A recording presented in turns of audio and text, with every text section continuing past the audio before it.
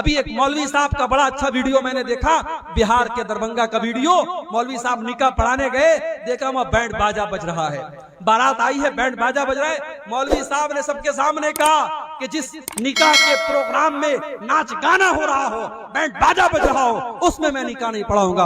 और मौलवी साहब चले गए और सारी कौम हक्का बक्का रह गई। अगर सारे मौलवी इत्तेफाक कर लें कि हम ऐसे लोगों का निकाह नहीं पढ़ाएंगे, ये कौम घुटनों के बल गिरेगी और इन हराम कामों को छोड़ देगी। मेरे भाइयों, उलमा अगर इत्तिहाद कर लें तो बहुत सारे मसाइल हल हो सकते हैं। अल्लाह ने फरमाया वल्लज़ीना ला यशहदून ज़ूर, अल्लाह के खास बंदे किसी ऐसी जगह नहीं जाते हैं जहां हराम काम हो रहा हो, जहां नाजायज काम हो रहा हो, जहां अल्लाह को नाराज करने वाला काम हो रहा हो।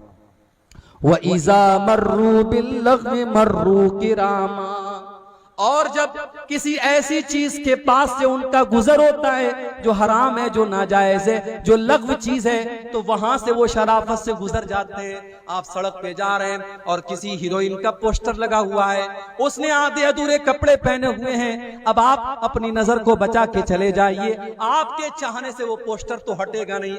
आज तो इन हीरोइनों की यही औकात है, वो मर्दों की चड्डी और बनियाइन का प्रचार कर रही है, मर्दों के अंडरवियर का प्रचार ये नंगी हो करके ये औरतें कर रही हैं। और दुनिया कहती है साहब ये हीरोइन है, ये एक्ट्रेस है, ये सेलिब्रिटी है। ऐसे सेलिब्रिटीज के ऊपर मैं थूकता हूं जिसकी औकात ये है वो मर्दों की चड्डी और बनियाइन का प्रचार करने के लिए नंगी हो रही है। ये उन हीरोइनों की इज्जत है। मेरे प्यारे साथियों, जब आप सड़क से गुजरे, जब आप स्टेशन से गुजरे, जब आप रास्ते से गुजरे और ऐसा कोई पोस्टर आपके सामने से गुजर जाए, व इज़ा मर्रू बिल्लग़्वी मर्रू किरामा, तो शराफत से गुजर जाइए।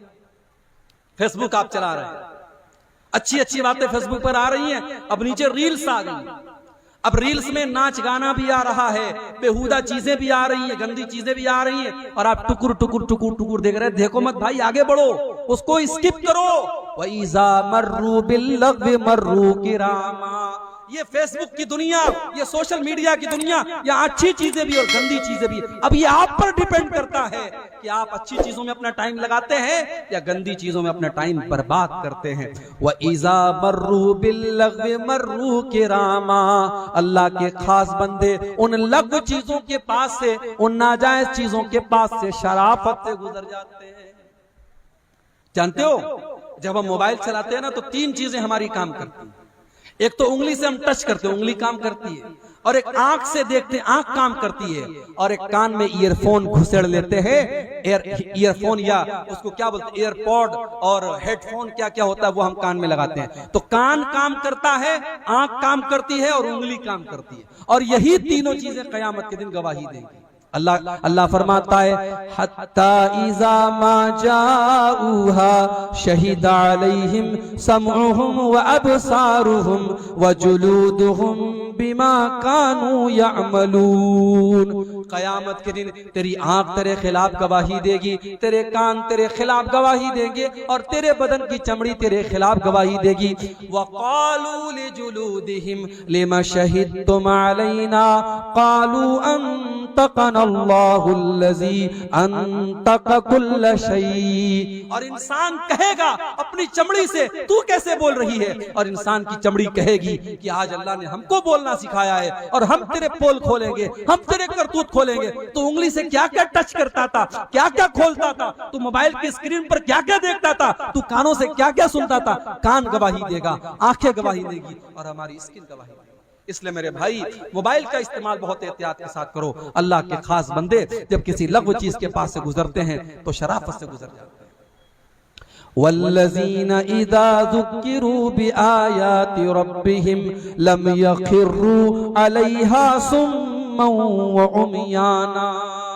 और अल्लाह के खास बंदे वो हैं जब कुरान उनके सामने पढ़ा जाता है वो अंधे और बहरे बन करके गिर नहीं जाते। वो कुरान पर गौर करते हैं, वो कुरान को गौर से सुनते हैं और कुरान पर अमल करते हैं। एक हम कुरान सुनते हैं, तरावी की नमाज में कुरान पढ़ा जा रहा है और हम अंधे और बहरे बन करके कुरान को सुनते हैं। नहीं नहीं मेरे भाई, कुरान को समझने की कोशिश करो, कुरान पर गौर किया करो।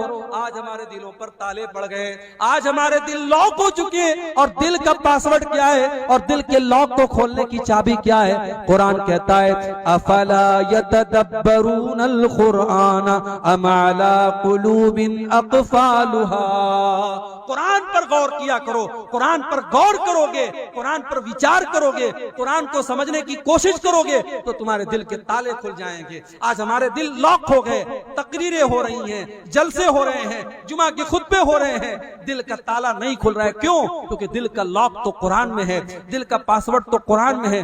कुरान को पढ़ोगे, कुरान को समझोगे तो दिल का लॉक खुल जाएगा। इसीलिए अल्लाह ने फरमाया कि मेरे खास बंदे वो हैं, जब कुरान पढ़ा जाता है तो अंधे और बहरे बन करके गिर नहीं जाते हैं, बल्कि कुरान पर गौर करते हैं।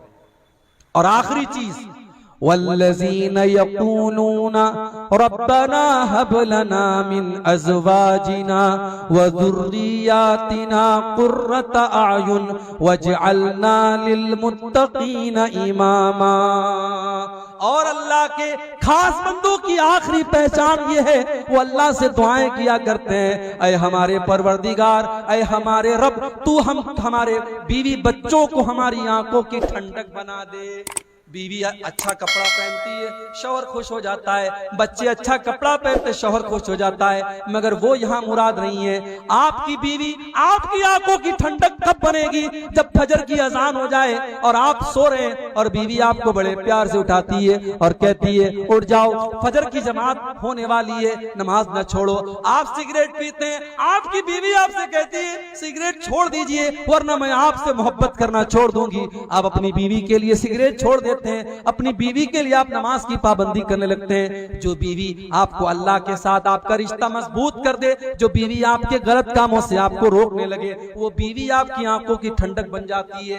जो औलाद अच्छे कामों पर चलती हो, जो औलाद नेक अमल करती हो, वो माँ बाप की आंखों की ठंडक बन जाती है। जब आप फजर की नमाज पढ़ने के लिए आते हैं और मस्जिद की पहली सफ में आप अपने जवान बेटे को देखते हैं, आपका कलेजा सुकून से भर जाता है और आपकी आंखें चमकने लगती हैं। और वहां पर आपको ये दुआ याद आती है, वल्लज़ीन यक़ूलून रब्बना हब लना मिन अज़वाजिना व ज़ुर्रिय्यातिना क़ुर्रत अयुन। ऐ हमारे परवरदिगार, हमारे बीवी बच्चों को हमारी आंखों की ठंडक बना दे, वजअलना लिलमुत्तक़ीन इमामा। और अल्लाह हमें मुत्तकियों का इमाम बना दे। ऐ अल्लाह इतना मुत्तकी बना दे, इतना परहेजगार बना दे कि गांव वाले मिसाल दें कि मुत्तकी तो ऐसे होते हैं, परहेजगार तो ऐसे होते हैं। ऐ अल्लाह हमको इतना नेक बना दे कि हम लोगों के लिए आइडियल बन जाए, लोगों के लिए नमूना बन जाए, लोगों के लिए आदर्श बन जाए।